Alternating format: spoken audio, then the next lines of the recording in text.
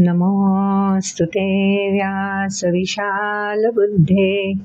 फुल्लारविन्दायतपत्रनेत्र येन त्वया भारततैलपूर्णः प्रज्वालितो ज्ञानमयः प्रदीपः। नारायणं नमस्कृत्य नरं चैव नरोत्तमं देवीं सरस्वतीं व्यासं ततो जयमुदीरयेत्। ॐ श्री परमात्मने नमः।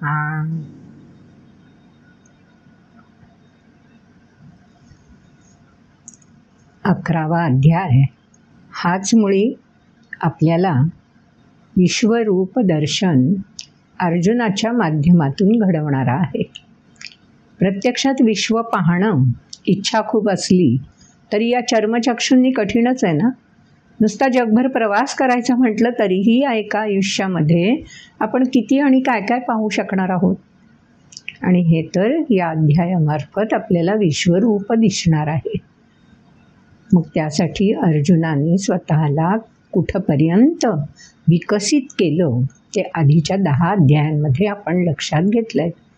किती एकाग्रतेने तल्लीनतेने भगवंतांनी जे जे सांगितलं ते अर्जुनाने मनात ठसवलं, विचारांमध्ये दृढ केलं आणि जेव्हा स्वच्छ प्रकाश त्याच्या मनबुद्धीमध्ये पडला, उमगला, त्यावेळी त्याला लक्षात आलं की आता आपला हा जो ह्या लौकिक सृष्टीविषयीचा मोह आहे तो हळूहळू नाहीसा होत आहे। विगतः मम मोहः असं अर्जुनाने म्हटलंय। आपल्याला उलगडणं गरजेचं आहे। जोपर्यंत आपल्याला छोटा का होईना, कुठला तरी का होईना चित्तामध्ये मोह जागा व्यापून असतो, तोपर्यंत आपल्याला त्यातून मुक्तता नाही। कशातून? बंधनातून। आणि मग वागताना आपोआपच बंधन असल्यामुळे कधी रस्सी खेच, कधी या बाजूला खेचले जाणार तर कधी त्या बाजूला, असंच होणार ना। आणि म्हणून मग ती जी तगमग आहे आपली, तीच तरुणांच्या मनात तर फारच मोठी जागा व्यापून राहते। आपला हितेशही त्यातलाच आहे। मागच्या व्हिडिओमध्ये त्याचा एक प्रश्न आपण ऐकलाच, त्याच्याविषयीचं विवेचन पण ऐकलं। हितेशला अजून पण काही प्रश्न पडलेत, आजही त्याचे प्रश्न आपण ऐकूया या व्हिडिओमध्ये आणि मग त्याच्या अनुषंगाने विवेचन घेऊया। तेव्हा ऐकूयात सुरुवातीला हितेशचे प्रश्न। प्रभू रामचंद्र यांना आपण मर्यादा पुरुषोत्तम म्हणतो आणि भगवान श्रीकृष्ण यांना योग पुरुष म्हणतो, ज्यांनी आपल्या जीवनामध्ये प्रत्येक काम हे समत्व भावाने केलं। तर तसा समत्व भाव आपण आपल्या जीवनात आचरणात कसं आणू शकतो? आपण जर ब्रह्मतत्व आहे असं म्हणतो तर मग त्याला कर्ममार्गाची काय बरं आवश्यकता आहे? नुसतं ध्यान करून आपण आपली उपासना पद्धती नाही का पुढे चालवू शकत? कर्माचा किंवा इतर आपण जे दैनंदिन उपासना करतो त्याची काय बरं आवश्यकता आहे?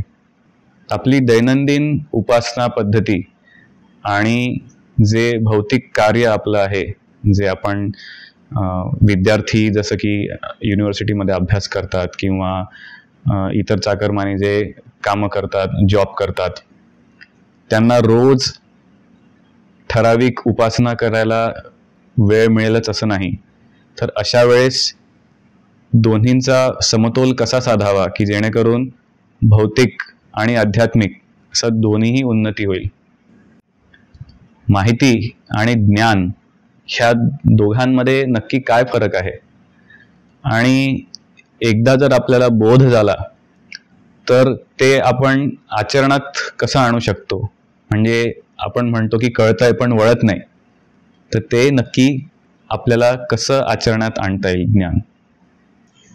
हितेशनी जो पहिला प्रश्न विचारलाय त्याच्यामध्ये राम आणि कृष्ण यांच्या जीवनाविषयीचं जे तत्वज्ञान आहे, चरित्रामधला जो आलेख आहे, त्याविषयी हितेशनी प्रश्न विचारलाय.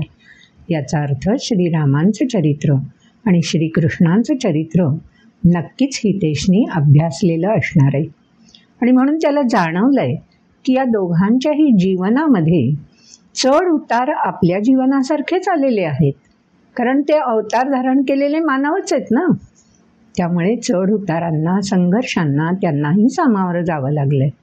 पण तरीही त्यांच्या जीवनातून सूत्र म्हणून समत्वच प्रचितीला येत आहे. मग आपल्यालाही असं संघर्षांना सामोरं जाताना समत्वाचा विचार स्थिर रुजवता येईल का? असाच हितेशच्या प्रश्नाचा अर्थ आहे ना.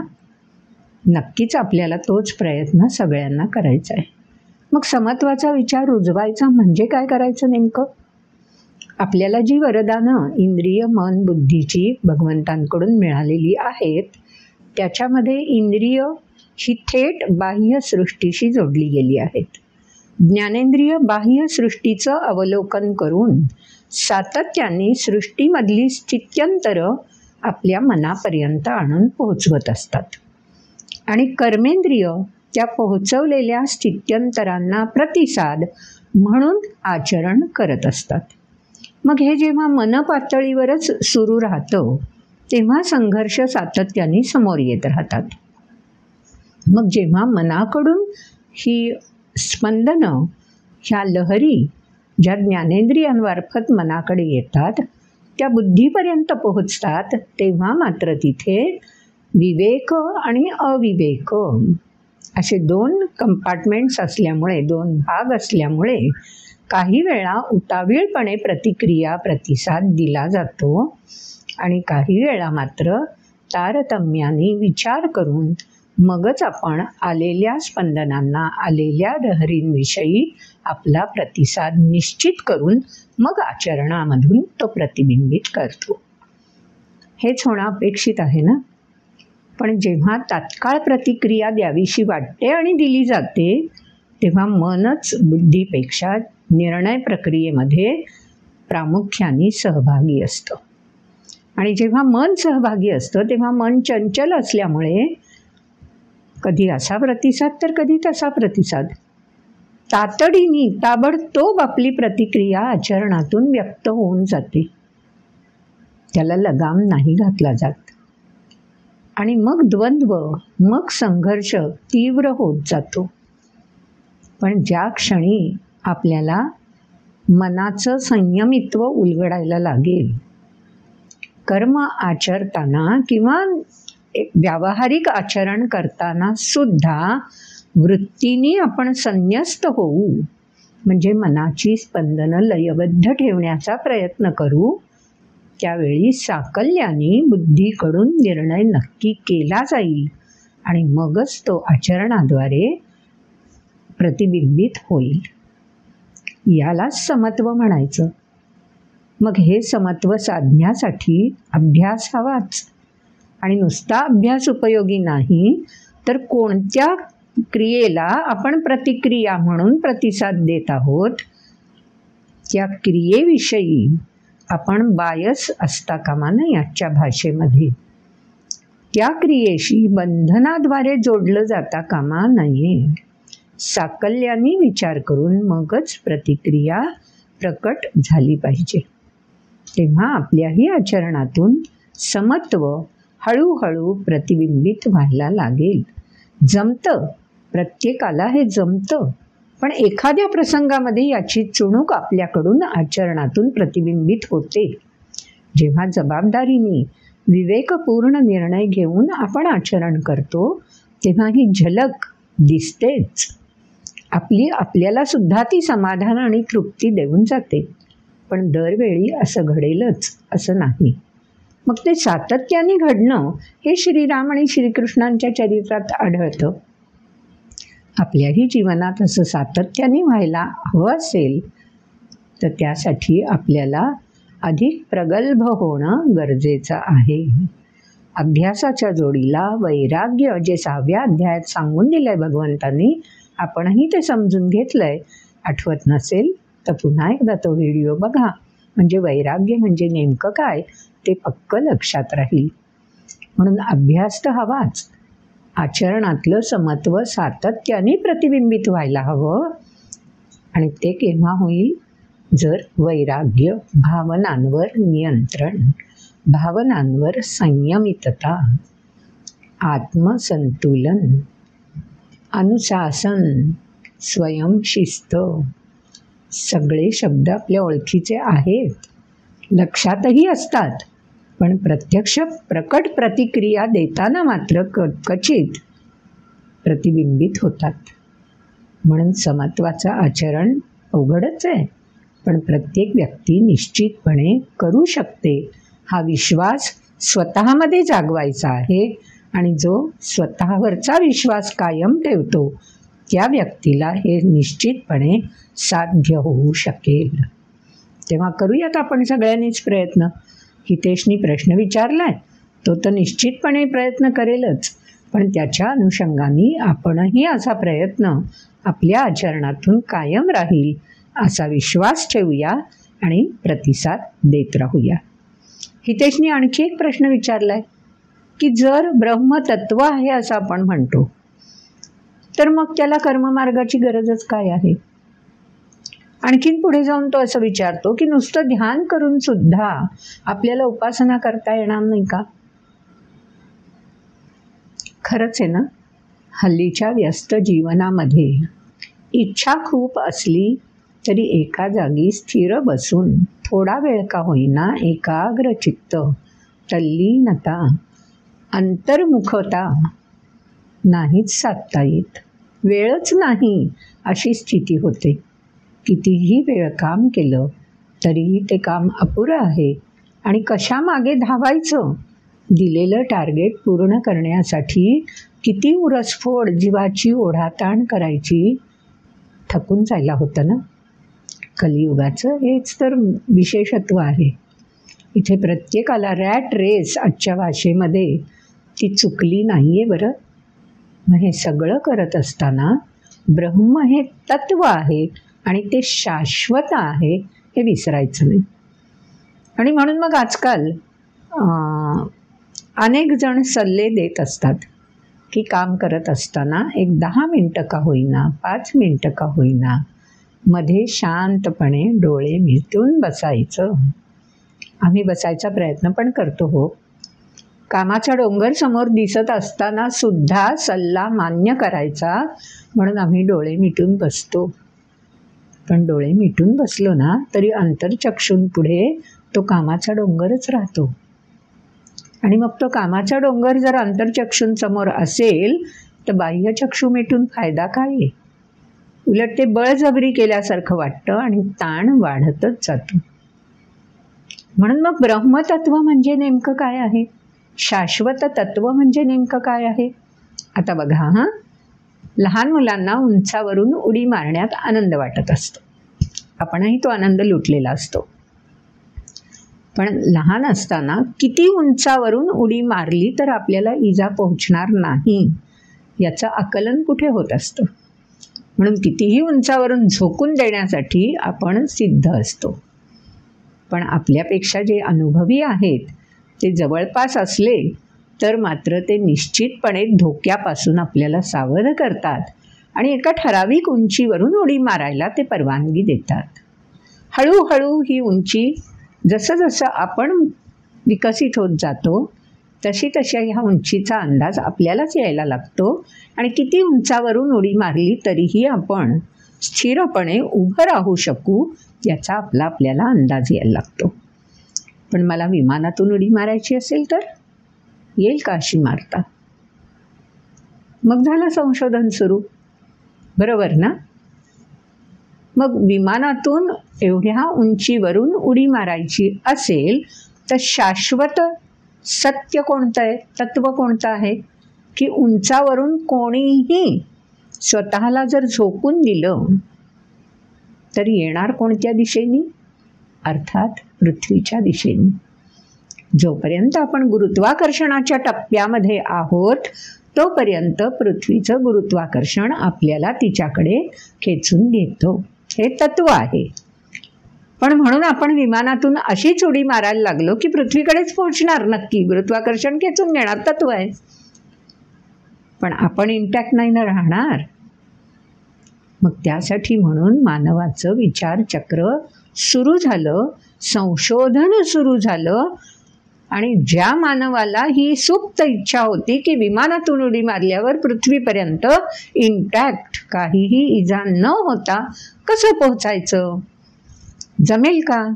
म्हणजे शाश्वत तत्व गुरुत्वाकर्षण हे पण आहे पृथ्वीजवळचं, आणि शाश्वत तत्व हे पण आहे की ठराविक उंचीच्या पलीकडे गेलो तर आपल्या शरीराची एवढी क्षमता नाही आहे की आपण स्वच्छ कुठलीही इजा न होता उभे राहू शकू. दोन्ही शाश्वतच आहेत. म्हणून मग संशोधनाअंती काय शोध लागला? पॅराशूटचा शोध लागलाच ना. कोणाला लागला? मानवालाच लागला, वैज्ञानिकांनाच लागला, होय ना. म्हणजे गणिती तत्वाने अभ्यास करून पॅराशूटच्या सहाय्याने विमानातून जर योग्य प्रकारे प्रशिक्षण घेऊन उडी मारली तर व्यक्तीला इजा न होता ती जमिनीपर्यंत पोहोचू शकते.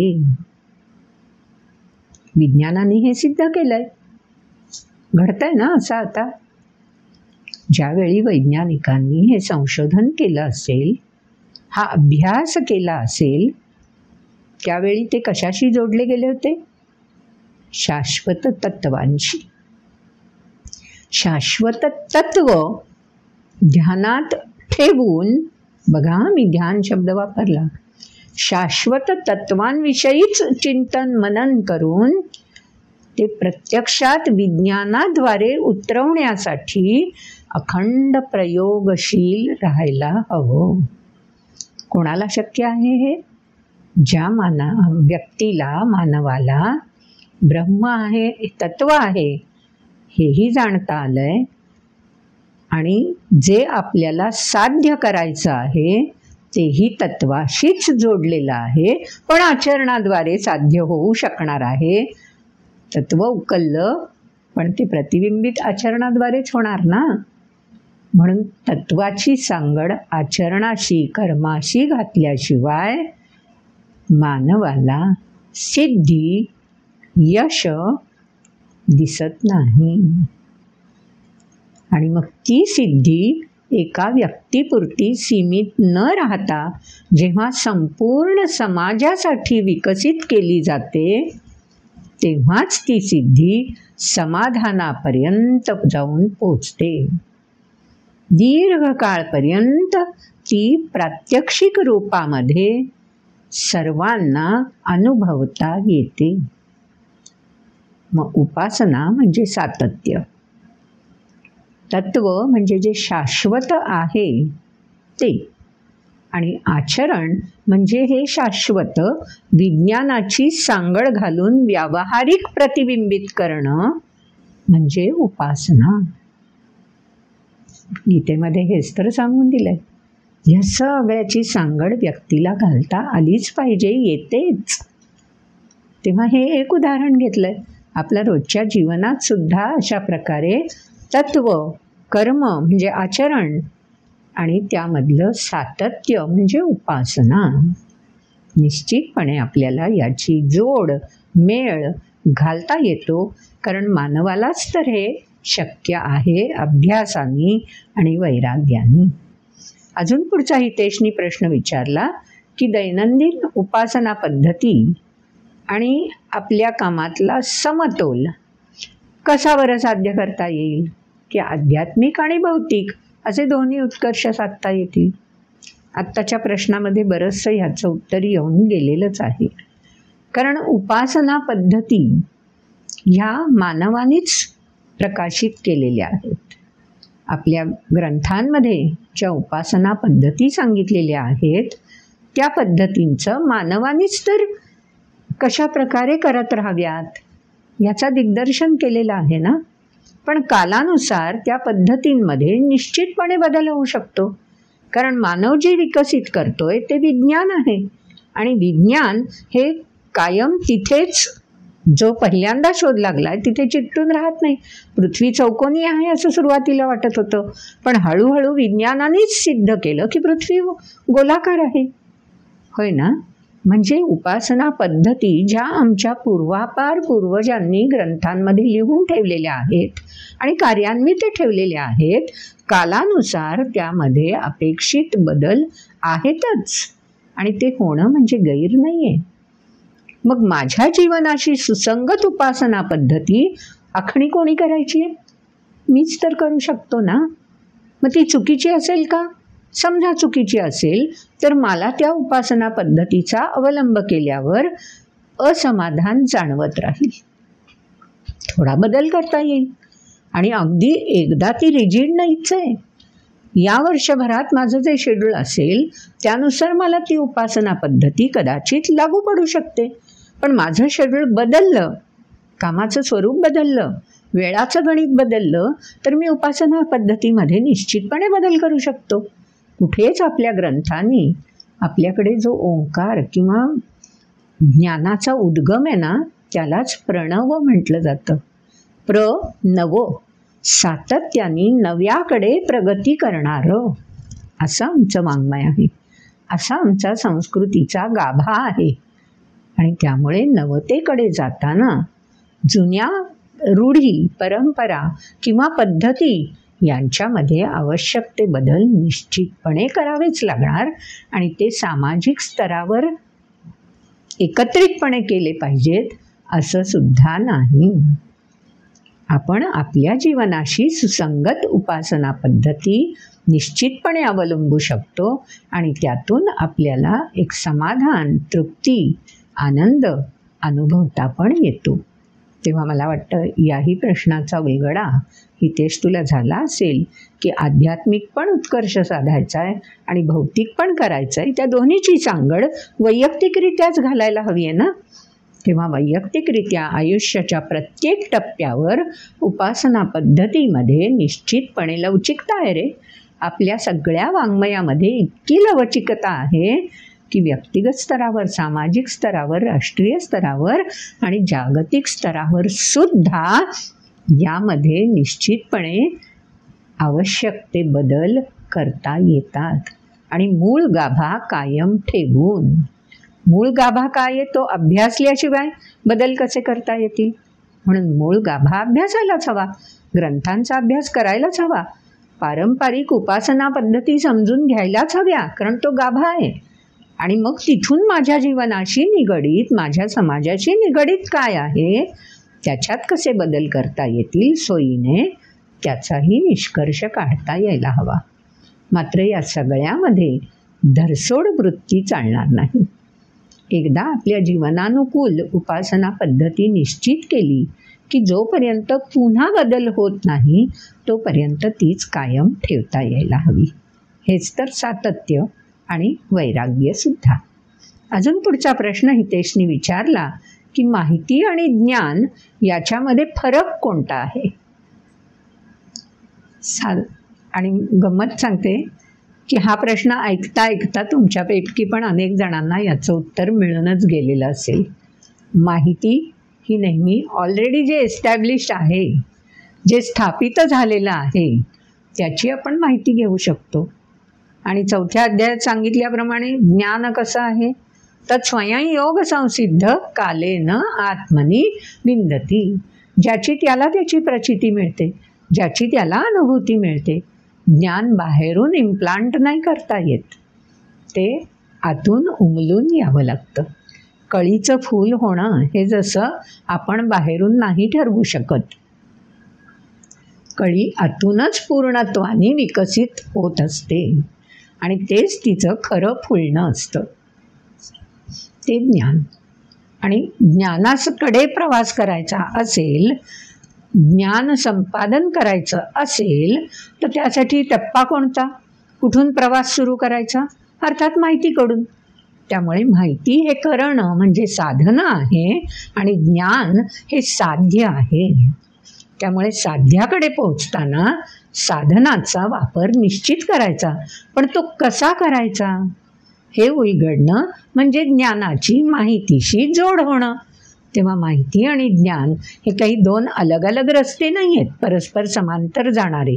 ते एकमेकांशी जोडलेलेच आहेत. माहिती हे साधन ज्ञान या साध्याकडे घेऊन जातं आणि त्याच्यामध्ये सातत्याने विकसन अपेक्षित असतं. तेव्हा मला वाटतं याही प्रश्नाचा उलगडा हितेशनी प्रश्न विचारला, पण आपल्या सगळ्यांच्याही मनात जे असेल ते आपल्यालाही उत्तर मिळत गेलं असेल. तेव्हा माहितीचा आधार घेऊनच ज्ञानाचा प्रवास सुरू करायचा असतो. एकदम मला ज्ञान होईल असं होत नाही. सगळ्या संत महंतांनी माहितीकडूनच ज्ञानाकडे झेप घेतलेली आहे. अगदी रामकृष्णांनी सुद्धा गुरुकुलात जाऊन माहितींच्या आधारेच ज्ञानाचा प्रवास सुरू केला आहे ना. मग आपणही तेच करायला हवं. तेव्हा हितेशच्या प्रश्नांची उकल जरा सविस्तरपणे मुद्दाम केली की हे सगळे प्रश्न आपल्यालाही पडत असतील तर त्याची उत्तरं मिळून जावीत. आता ह्या प्रश्नांची जोड घालायची आपल्याला, कारण आपण विश्वरूपाचा विचार करतो आहोत. मग या अध्यायात सुद्धा माहिती आणि ज्ञान याची सांगड कशी काय घातली गेली आहे. अर्जुनाला दिव्यदृष्टी मिळाली आहे, पण आधीची जी माहिती त्याच्याकडे अभ्यासामुळे संकलित झालेली आहे त्या माहितीचा सांधा जोड योग आता प्राप्त होणाऱ्या प्रचितीशी अर्जुन कसा काय घालू शकणार आहे ते पण आपल्याला समजून घ्यायलाच हवं. म्हणजे आपल्याला माहिती आणि ज्ञानाची जोड कशी घालायची ते आपोआप उलगडायला लागेल. याचं मार्गदर्शन करणारा असा हा 11वा अध्याय आहे बरं. आणि आता जे श्लोक ऐकू ना ते श्लोक याच्याशीच निगडीत आहेत. ऐकूयात तर मग श्लोक. रूपं महत्ते बहुवक्त्र नेत्रं महाबाहो बहुबाहुरुपादं बहुदरं बहुदंष्ट्राकरालं दृष्ट्वा लोकाः प्रव्यथितास्तथाहं नभस्पृशं दीप्तमनेकवर्णं व्यात्ताननं दीप्तविशालनेत्रं दृष्ट्वा हि त्वां प्रव्यथितान्तरात्मा धृतिं न विन्दामि शमैष विष्णो दंष्ट्राकरालानि च ते मुखानि दृष्ट्वैव कालानलसन्निभानि दिशो न जाने न लभे च शर्म प्रसीद देवेश जगन्निवास अमी च त्वां धृतराष्ट्रस्य पुत्राः सर्वे सहैवा वनिपालसङ्घैः भीष्मो द्रोणः सूतपुत्रस्तथासौ सहास्मदीयैरपि योधमुख्यैः वक्त्राणि ते त्वरमाणा विशन्ति दंष्ट्राकरालानि भयानकानि केचिद्विलग्ना दशनान्तरेषु सन्दृश्यन्ते चूर्णितैरुत्तमाङ्गैः यथा नदीनां बहवोऽम्बुवेगाः समुद्रमेवाभिमुखा द्रवन्ति तथा तवामी नरलोकवीरा विशन्ति वक्त्राण्यभिविज्वलन्ति यथा प्रदीप्तैज्वलनं पतंगा विशन्ति नाशाय समृद्धवेगाः तथैव नाशाय विशन्ति लोकास्तवापि वक्त्राणि समृद्धवेगाः लेह्यसे ग्रसमानः समन्ताल्लोकान् समग्रान् वदनैर्ज्वलद्भिः तेजोभिरापूर्य जगत्समग्रं भासस्तवोग्राः प्रतपन्ति विष्णो आख्याहि मे को भवानुग्ररूपो नमोऽस्तु ते देववरप्रसीद विज्ञातुमिच्छामि भवन्तमाद्यं न हि प्रजानामि तव प्रवृत्तिम् श्लोक तर ऐकले आपण. आधीच्या श्लोकांमध्ये अर्जुनाला देव, ऋषी, संत, महंत सगळ्यांचं दर्शन होत होतं. हळूहळू अर्जुन आता त्या रूपाशी सलगी वाढवतोय आणि म्हणून त्यातले बारकावे आता अर्जुनाला उलगडायला लागलेत. पहिला श्लोक जो आपण ऐकला त्याच्यातच कोणता बारकावा त्याला कळलाय बघूया. रूपम महत्ते बहुवक्त्र नेत्रम महाबाहो बहुबाहुरुपादम बहुदरं बहुदंष्ट्राकरालं दृष्ट्वा लोका प्रव्यथितास्तथा. त्याला सृष्टी जी दिसतीये ती व्याकुळलेली दिसतीये. आता त्याचं लक्ष देवगण वगैरे वगैरेंकडून अवतीभोवती जात आहे आणि अवतीभोवती त्याला व्याकुळता दिसतीये. का बरं ही व्याकुळता दिसतीये? बहुदंष्ट्राकरालन. आता त्याचं लक्ष केवळ बाह्य नाही सामर्थ्याकडे. आता दंष्ट्रा म्हणजे जे विकराल दाढा आणि उघडलेलं मुख जे आहे त्याचं, कारण पुढच्या श्लोकात व्यात्तानन शब्द आलाय. आनन म्हणजे मुख, जबडा कसा आहे, व्यात्त उघडलाय तो, खुला केला जबडा, आणि त्याच्यामध्ये दंष्ट्रा करालन अर्जुनाला दिसतायत. आणि जशी दृष्टी तशी सृष्टी.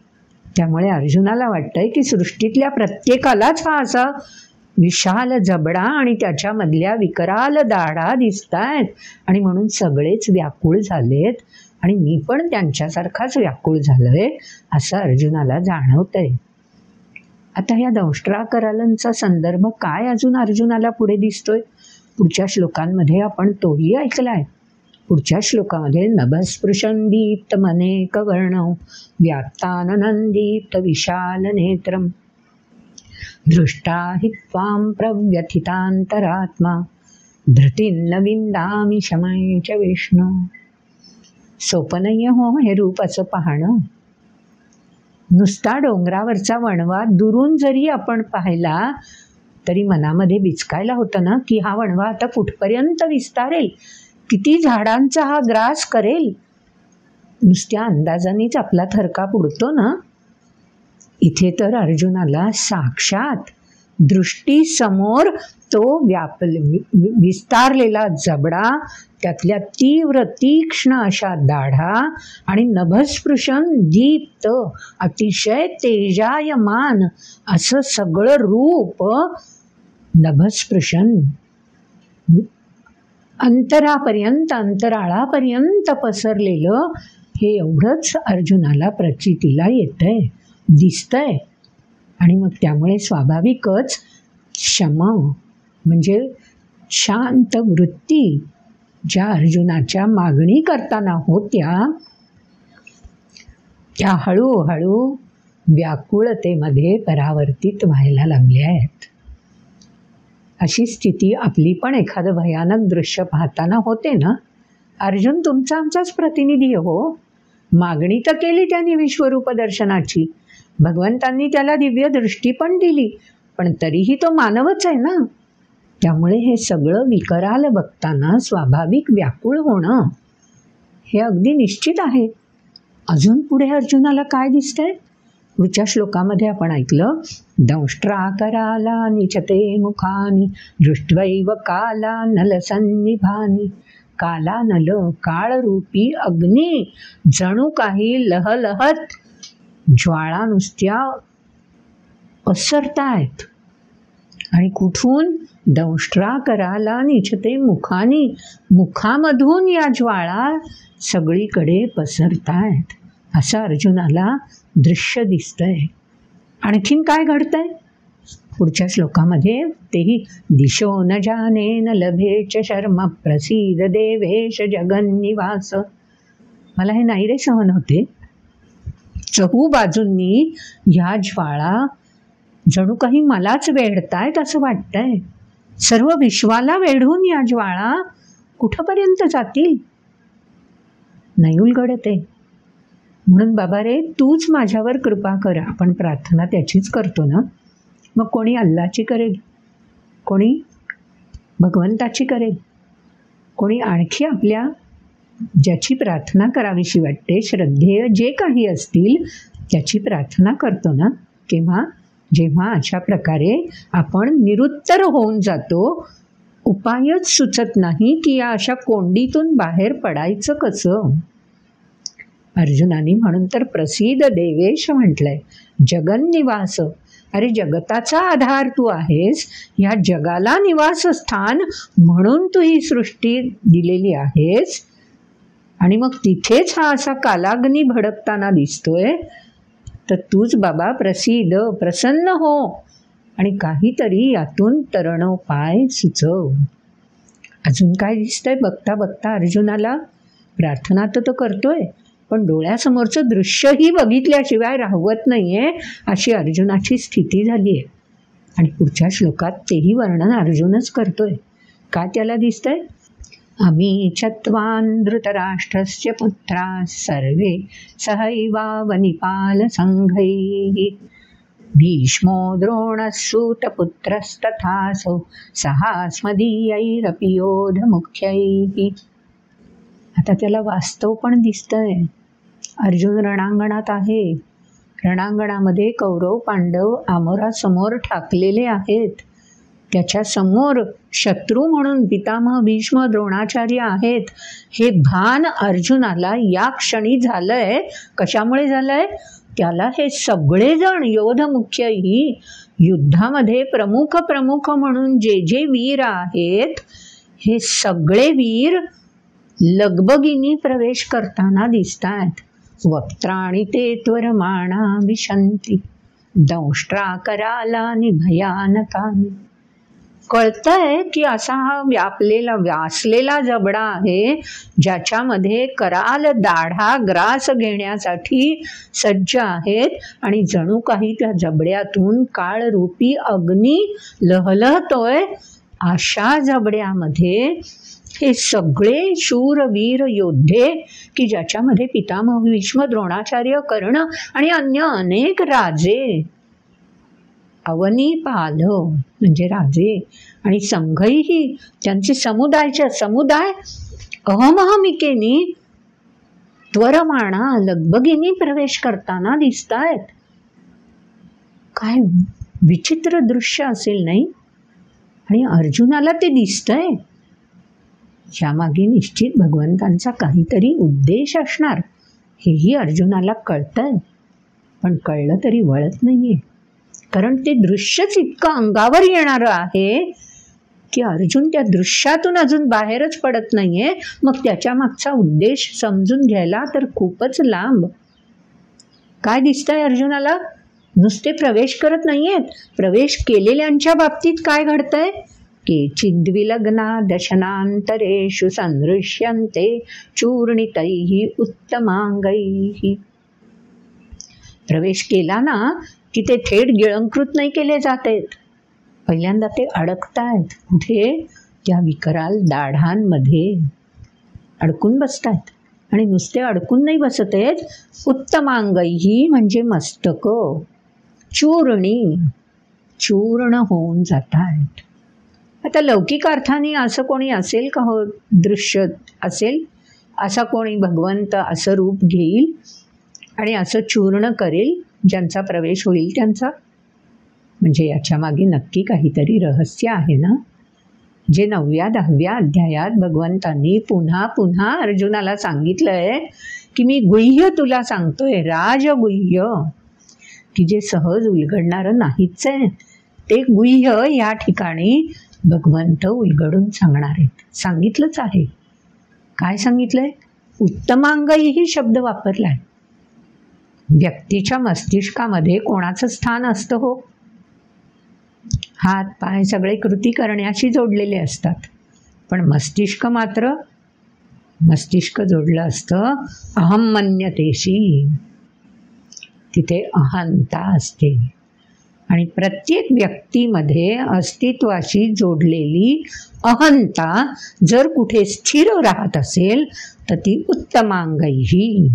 अंग म्हणजे अवयव. उत्तम ज्ञानाकडे घेऊन जाणारा अवयव म्हणजे बुद्धी.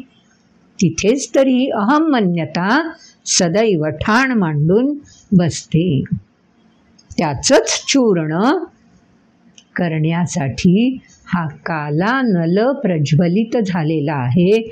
या विकराल दाढा ग्रास घेण्यासाठी सिद्ध आहेत. हे रहस्य भगवंत अर्जुनाला दाखवतायत, तोंडाने सांगत नाही आहेत. कारण हे रहस्य सांगण्याच्या पल्याडचं आहे हो. हे ज्याचं त्यांनी जाणून घ्यायचं. अदरवाईज मस्तिष्कांचा चुरा होतोय असा शब्दार्थ आपल्याला सापडेलच.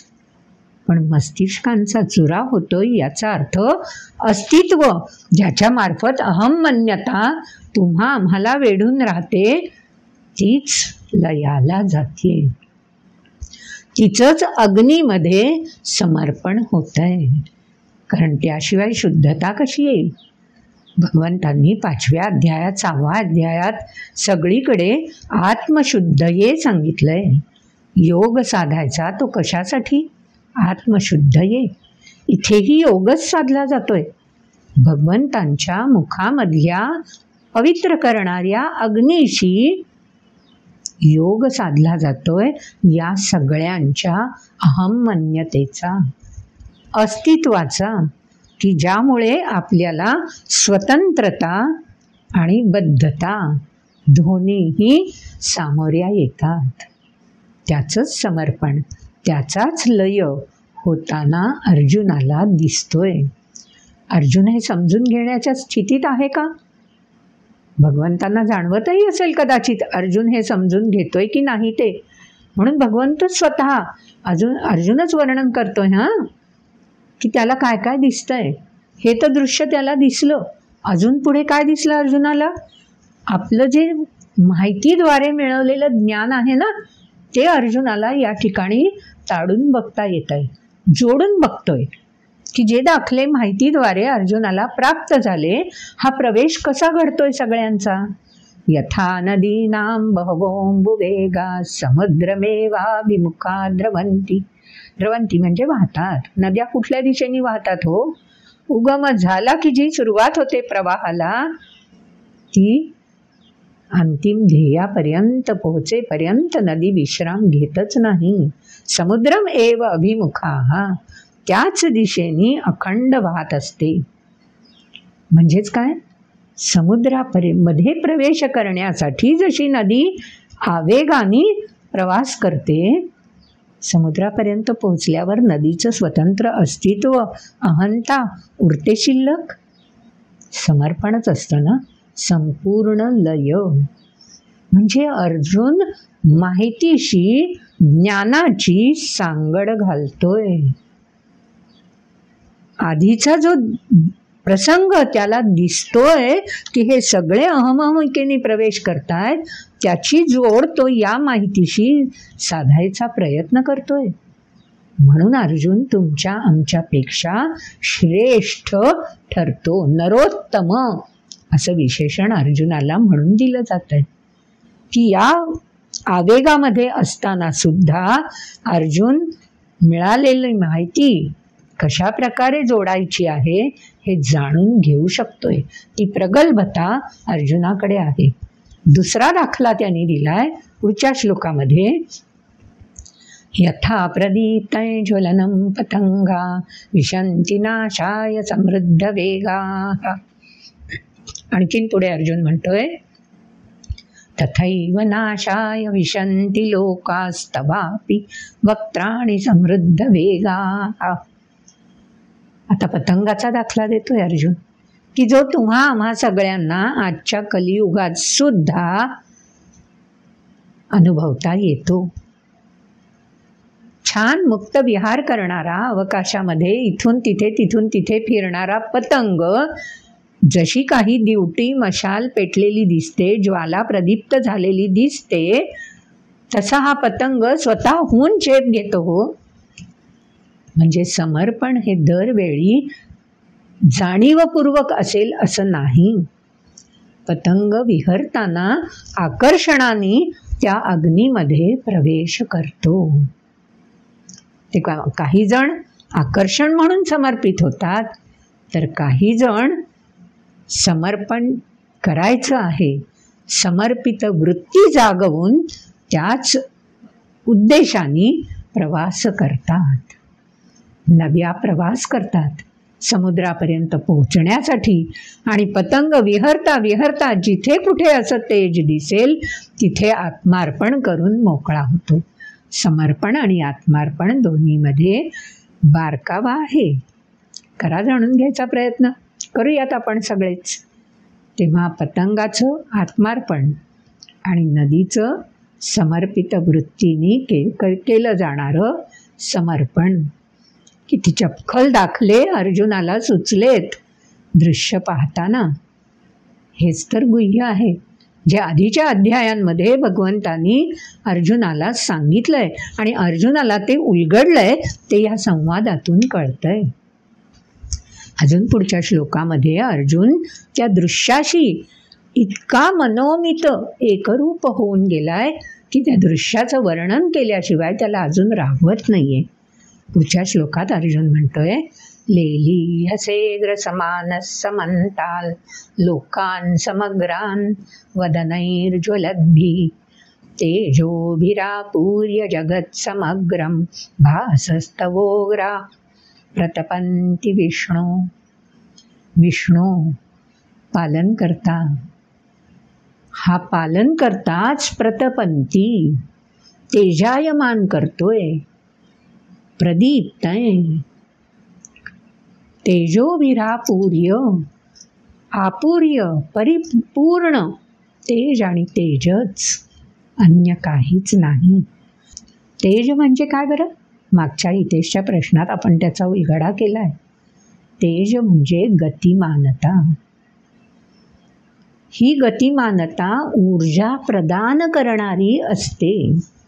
आपल्या विज्ञानामध्ये एक स्थितीज ऊर्जा असते, स्टॅटिक एनर्जी, आणि दुसरी गतिज ऊर्जा, कायनेटिक एनर्जी असते. स्थितीज ऊर्जेचं आपलं सामर्थ्य असतं, पण गतिज ऊर्जेचं सामर्थ्य वृद्धिंगत होत जाणारं असतं. त्यालाच आपण तेज असं म्हणत असतो. तेव्हा तेजोभिरापूर्य, अभिरापूर्य, अभिही आपूर्य, संपूर्णत्वानी परिपूर्ण तेज आणि तेजच आहे. आणि ते कुठून प्रकट होत आहे? लेलीहसे ग्रसमानः समन्तान, सर्व भोवताल ग्रसमान, ग्रास घ्यायला लेलीहसे लहलहत या ज्वाला आक्रमण करतायत. जे जे सामोरं येत आहे त्या आक्रमण करून त्याचा ग्रास घेण्यासाठी या कालानलरूपी अग्निज्वाला सज्ज आहेत. आणि असा भास होतोय की पालन करताच जणू काही हे विश्व जाळून टाकतो आहे. पुढच्या श्लोकात भगवंतांनी सांगून दिलंय, आख्याहि मे को भवानुग्ररूपो नमोऽस्तु ते देववर प्रसीद विज्ञातुमिच्छामि भवन्तमाद्यं नहि प्रजानामि तव प्रवृत्तिम्. आता हळूहळू अर्जुन भानावर येतोय. विष्णू म्हणतानाच अर्जुनाला आपण ज्याला विनंती केली आहे ना, तोच तर हे सगळं दर्शन घडवतोय. मग त्यालाच आता प्रार्थना केली पाहिजे की हे जे सगळीकडे तेजायमान ग्रसमान होण्यासाठी तू हे जे काही विकराल दर्शन घडवतोयस ना, आख्याही एकहा, तूच एकटा आख्याही म्हणजे विश्लेषण करू शकतोस, सांगू शकतोस. कशाचं विश्लेषण करू शकतोस? कशाबद्दल सांगू शकतोस? उग्र रूप हा, हे असं विकराल तेजायमान लसलसतं आणि ग्रास घ्यायला परिपूर्णतेने सिद्ध असलेलं हे उग्र रूप तू का धारण केलेलं आहेस? हे केवळ आणि केवळ आख्याही तूच एकमेव याचं विश्लेषण करू शकतोस. तेव्हा देववर श्रेष्ठ अशा तू प्रसिद्ध, कृपा करशील, याविषयी मला सांगशील. अर्जुन आता प्रार्थना करतोय. आणखीन काय? कशाची प्रार्थना करायची आहे? हे थांबव म्हणत नाही आहे अर्जुन. अर्जुन म्हणतोय विज्ञातुम इच्छामि भवंतम आद्यम. आद्य अशा आपण, सृष्टीचा उद्गाता आपणच आहात, सृष्टीचे पालन करतेही आपणच आहात आणि आत्ता जे दृश्य दाखवतायत ते लय करतेही आपणच आहात. म्हणून आपणच आद्य आहात आणि आपणच याविषयी निश्चितपणे सांगू शकाल ते मी जाणून घेऊ इच्छितो. आपण सांगावं आणि मी ते विज्ञातुम इच्छति. व्यावहारिकदृष्ट्या मला ते जाणून घ्यायचं आहे कारण मी मानव आहे. म्हणून विज्ञातुम आलंय, विशेषत्वानी त्याचं मला ज्ञान करून घ्यायचं आहे. माहिती तर दिसतेय, समोर दृश्य दिसतंय, ते माहितीशी जोडलेलं आहे. आता अर्जुनाला त्या माहितीतून ज्ञानाचा प्रवास हवा आहे आणि त्यासाठी जोड कोणाची असणार, कोणामार्फत हे कळणार आहे. गुरु बिन ज्ञान कहाँ से पाहू. अर्जुनासाठी गुरु कोण हो? साक्षात भगवंत, ज्यांनी दिव्य दृष्टी दिली आहे तेच तर गुरु आहेत ना. म्हणून अर्जुन त्यांनाच विनंती करतोय, नहि प्रजानामि तव प्रवृत्ती.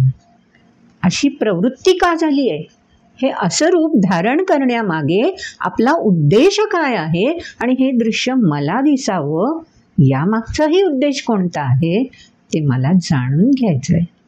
आणि हे सांगण्याचं सामर्थ्य आपल्याकडे आहे हेही मला लक्षात येत आहे. तेव्हा कृपा करा, प्रसन्न व्हा आणि यामागचं रहस्य मला उलगडून दाखवाल. अर्जुन विनंती करतोय भगवंतांना. आता बघूया भगवंत अर्जुनाच्या विनंतीला प्रतिसाद देत आहेत की हेच तेजायमान रूप अजून तेजस्विता प्रकट करून अर्जुनासमोर ठेवतायत. ते जाणून घ्यायलाच हवं ना. पण त्यासाठी पुढच्या व्हिडिओमध्ये समजून घेऊया. आजचा व्हिडिओ आवडला असला तर जरूर लाईक करा. आपल्या आप्तेष्ट मित्रांना शेअर तर करत असालच. आणि हो, अजून सबस्क्राईब केलं नसाल ना तर जरूर सबस्क्राईब करा हां. आणि बेल आयकॉन क्लिक करून ठेवलं की आपल्याला नोटिफिकेशन मिळत राहील. तेव्हा भेटूया पुढच्या व्हिडिओमध्ये. भगवंतांचा कोणतं दर्शन घडणार आहे. नमस्कार.